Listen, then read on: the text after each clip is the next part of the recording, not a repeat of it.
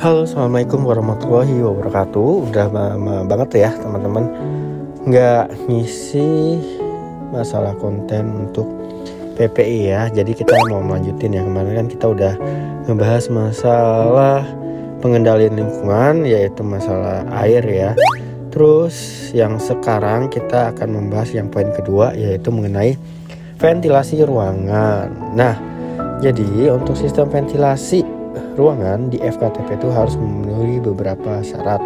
Di antaranya, yang pertama, bangunan fasilitas pelayanan kesehatan harus mempunyai udara yang baik ya, baik itu ventilasi secara alami ataupun mekanik ya, atau mekanik itu atau biasanya buatan juga ya, dan tentunya harus optimal dengan memperhatikan dengan catatan sebagai berikut.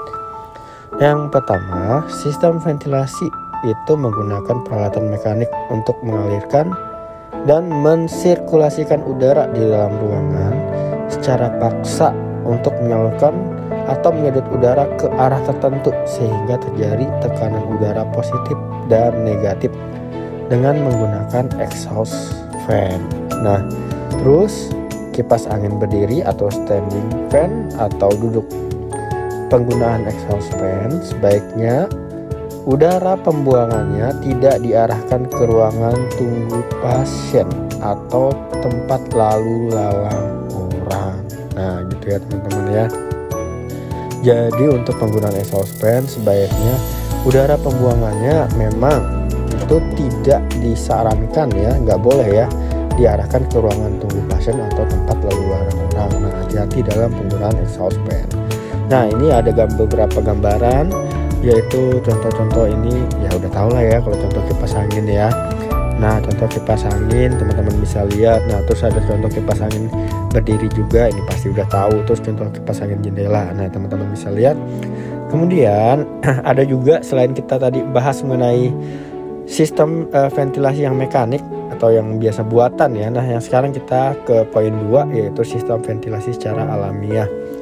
Nah, yang dimana di sini udara mengalir ya dari luar ke dalam gedung, sebaliknya melalui pintu dan jendela terbuka serta skylight atau bagian atas ruangan yang biasa dibuka atau terbuka. Sebaiknya, nah ada sebaiknya nih, ventilasi alamiah dengan menciptakan aliran udara silang atau cross ventilasi ya. Dan pastikan arah angin tidak membahayakan petugas atau pasien lainnya. Nah, teman-teman bisa lihat ya bagaimana gambaran kita membuat itu ventilasi alamiah. Nah, di sini jadi ada gambarnya di mana posisi dokter, di mana posisi pasien. Nah, terus kita lihat. Nah, ini kan dokternya beradanya ke yang sebelah kiri dulu ya. Ini teman-teman bisa lihat, nah dokternya ada di bagian atas, kemudian pasiennya ada bagian di bawah. Nah, tentunya udara harus mengalir ya teman-teman ya, dari yang bagian dokter ke arah bagian pasiennya, jangan sebaliknya. Kemudian bisa juga teman-teman lihat dari udara dokternya di samping sebelah, kita lihat ke gambar yang sebelahnya ya, maksudnya gitu. Jadi dokternya di sebelah kiri, sedang pasiennya sebelah kanan, dan udara mengalir tetap dari arah yang sama ya teman-teman ya. Nah, ini buat dari arah angin ya, tentunya kan dari yang positif baru yang ke negatif nanti dibuang ke arah luar. Nah, atau misalnya seperti yang teman-teman bisa lihat ya, pengaturan arah angin pada ventilasi alamiah ini teman-teman lihat dari gambarnya. Kemudian yang selanjutnya ventilasi gabungan. Ventilasi gabungan itu memadukan yang tadi tentunya alami dan mekanis. Jenis ventilasi ini dibuat dengan pemasangan exhaust fan untuk meningkatkan tingkatan pergantian udara di dalam kamar ya. Jadi tadi ibaratnya ya kita udah punya jendela buat udara itu masuk, kemudian kita tambahkan exhaust fan ya, ataupun bisa kita gabungkan dengan kipas angin. Oke. Next, untuk bangunan fasilitas pelayanan kesehatan juga tentunya harus mempunyai pintu bukaan permanen. Kisi-kisi pada pintu dan jendela atau bukaan permanen yang dapat dibuka untuk kepentingan ventilasi alami. Bukaan minimal 15% dari luas total lantai. Nah, Itu ya teman-teman ya, 15% dari luas total lantai. Kemudian selanjutnya, besaran pertukaran udara yang disarankan untuk berbagai fungsi ruangan di bangunan FKTP minimal 6-12 kali pertukaran udara per jam, dan untuk KM atau WC 10 kali pertukaran udara per jam. Ya maaf ya, berasa bahasa Inggris ya, jadi salah ngomongnya ya. Jadi ingat 6-12 kali untuk pertukaran udara per jam. Sedangkan untuk kamar mandi atau WC itu 10 kali pertukaran udara ya per jam ya teman-teman ya. Nah terus penghawaan dalam ruangan perlu memperhatikan 3 elemen ya. Jadi ada penghawaannya.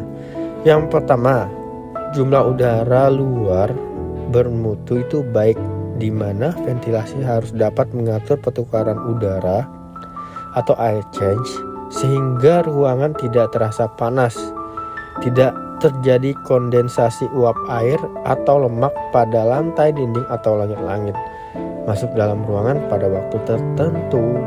Kemudian pada area umum dalam gedung, aliran udara harusnya dari area bersih ke area terkontaminasi sehingga terjadi distribusi udara dari luar ke setiap bagian dari ruangan dengan cara yang efisien. Selanjutnya, setiap ruangan diupayakan agar terjadi proses udara di dalam ruangan bergerak sehingga terjadi pertukaran antara udara di dalam ruang dan udara dari luar ya. Jadi ruangan itu diupayakan agar terjadi proses yaitu udara tadi bergerak sehingga terjadi pertukaran antara di dalam ruangan dan udara di luar. Jadi intinya ada pertukaran lah ya, ada udara tersebut. Kemudian yang selanjutnya, pemilihan sistem ventilasi alami, mekanik atau campuran perlu memperhatikan kondisi lokal. Nah, lihat juga kondisi lokalnya seperti struktur bangunan, cuaca, dan mutu udara. Dan yang terakhir ya teman-teman, yaitu tersedianya toilet yang terpisah antara laki-laki dan perempuan. Nah, jadi untuk hari ini itulah ya teman-teman ya yang kita pelajari mengenai ventilasi ruangan, baik itu ventilasi alamiah atau ventilasi mekanik ya. Terus bagaimana sistem pertukaran udaranya dan berapa kali pertukaran udaranya, yaitu di ruangan, di bangunan di FKTP ataupun di kamar mandi atau di WC.